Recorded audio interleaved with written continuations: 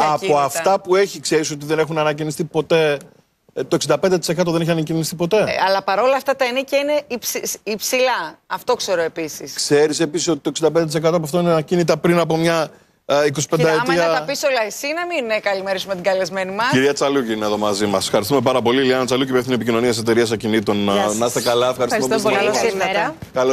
Καλώς ήρθατε.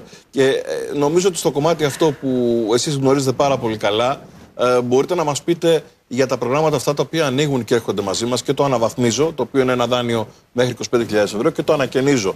Έτσι, ανακαινίζω, αναβαθμίζω. Τώρα πείτε μας λιγάκι, χρειαζόμαστε τέτοιου είδους προγράμματα? Λοιπόν, αρχικά με αφορμή το ότι σε μερικές μέρες ανοίγει το ανακαινίζω νοικιάζω, και όπως είπατε, ακίνητα δεν υπάρχουν στην αγορά.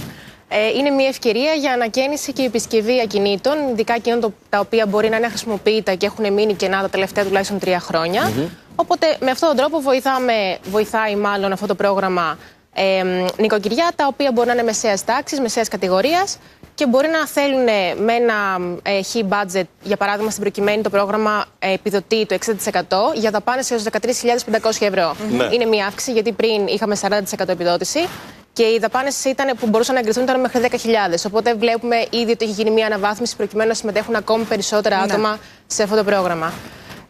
Επομένως, ο κάθε άνθρωπος μπορεί πλέον με αυτό το πρόγραμμα να ανακαινήσει κατοικίες που πλέον δεν χρησιμοποιούσε, ώστε να επενδύσει σε αυτές και να μπορέσουμε να τις ενοικιάσουμε και να προσφέρουμε στο κοινό ένα πιο ποιοτικό ακίνητο, ένα πιο προσιτό ακίνητο, γιατί δεν υπάρχουν και ακίνητα προς ενοικίες πέρα για αγορά, όπως υπάρχει το ζήτημα με το σπίτι μου 2.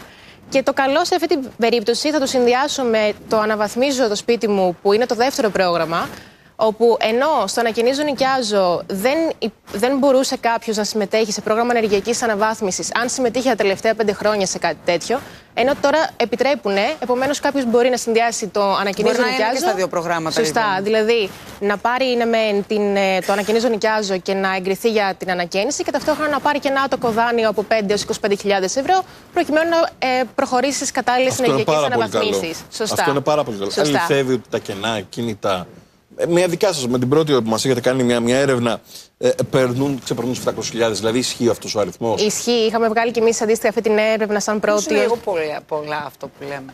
Δεν είναι, γιατί από παλιά τουλάχιστον, βασικά η Ελλάδα έχει τον αρχαιότερο κτηριακό στόλο στην Ευρώπη.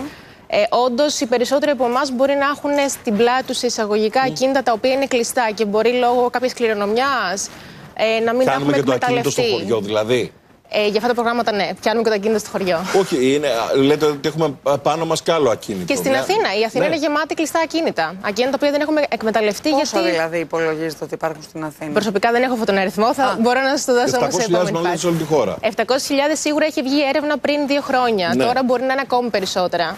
Δεν ξέρω αν θα είναι τα ακίνητα τα οποία μπορεί να είναι κλειστά τα τελευταία 3 χρόνια και να είναι πάνω 700.000, αλλά σίγουρα ο αριθμός έχει αυξηθεί, δεδομένου ότι ο κόσμος δεν έχει μέχρι στιγμής την οικονομική δυνατότητα να τα εκμεταλλευτεί. Και να το φτιάξει, ας πούμε, και να το διαθέσει στο κοινό. Γι' αυτό και έχουμε πρόβλημα και στην αγορά των ενοικίων και στην αγορά για αγοραπολισίες ακίνητων διαμερισμάτων, οτιδήποτε. Εσείς ψάχνετε να βρείτε τέτοια ακίνητα, ούτως ώστε να τα αναλάβετε, να τα εξυγχρονίσετε και να τα δώσετε προς ενοικίαση?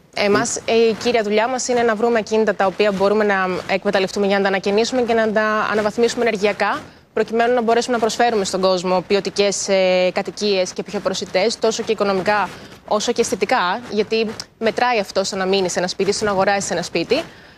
Και σε αυτά τα προγράμματα η πρώτη μας δουλειά είναι να βοηθήσουμε στην καθοδήγηση του ιδιοκτήτη, του πολίτη που το επιλέγει να συμμετέχει στο πρόγραμμα, και αργότερα τον βοηθάμε και στο κομμάτι της ανακαίνισης. Μάλιστα. Ενδιαφέρον είναι, γιατί πόσες φορές δεν έχουμε πει ότι δεν μπορούμε να βρούμε με τίποτα σπίτι και ότι είναι σε κατάσταση. Και τώρα η κρίσιμη ερώτηση, βρίσκεται μάστορες για να κάνουν την ενεργειακή αναβάθμιση? Γιατί άμα είναι πριν από μια 25 ετία το 65-70%. Δεν έβρισκες. Βρίσκεται. Τώρα βρίσκουμε, ναι. Και νομίζω ότι και τα προγράμματα αυτά είναι και μια ευκαιρία για να ανοίξουν περισσότερες θέσεις εργασίας, τόσο στο κομμάτι της ενεργειακής αναβάθμισης, όσο και στην ανακαίνιση και στην κατασκευή. Εμείς συγκεκριμένα προσπαθούμε συνεχώς να αναπτύσσουμε το δίκτυό μας και να βρίσκουμε τόσο ανθρώπους. Μόνο στην Αθήνα βρίσκουμε ή είστε και σε όλη την υπόλοιπη περιφέρεια? Σε όλη την Ελλάδα. Προσπαθούμε, σιγά σιγά είμαστε σε αρκετές περιοχές, δηλαδή Θεσσαλονίκη, Κρήτη, Πελοπόννησο. Θεσσαλία και σιγά σιγά αναπτυσσόμαστε και σε άλλες περιοχές που μπορούν να είναι πιο επαρχιακές. Οπότε προσπαθούμε να έχουμε δίκτυο παντού και μέχρι στιγμής, τουλάχιστον δεν ξέρω αν είμαστε τυχεροί, βρίσκουμε ανθρώπους παντού. Και ένα ερώτημα. Πιστεύετε ότι θα πάμε, έχετε εμπειρία μεγάλη σε αυτό το κομμάτι, θα αποκλιμακωθούν οι τιμές των ενοικίων? Κυρίως μιλάμε για τα παιδιά, μιλάμε για οικογένειες, θα πάμε δηλαδή σε ένα ποιοτικό σπίτι, έστω κι ας είναι 25 ετίας, ρε παιδί μου. Τι να σου κάνουμε τώρα, αφού δεν έχουμε. Θα αποκλιμακωθούν? Δεν μπορώ να προβλέψω τι θα γίνει στις τιμές, ωστόσο η ιστορία έχει δείξει ότι γίνεται ένας κύκλος τιμών. Αυτός ο κύκλος είναι των χαμένων ποιητών.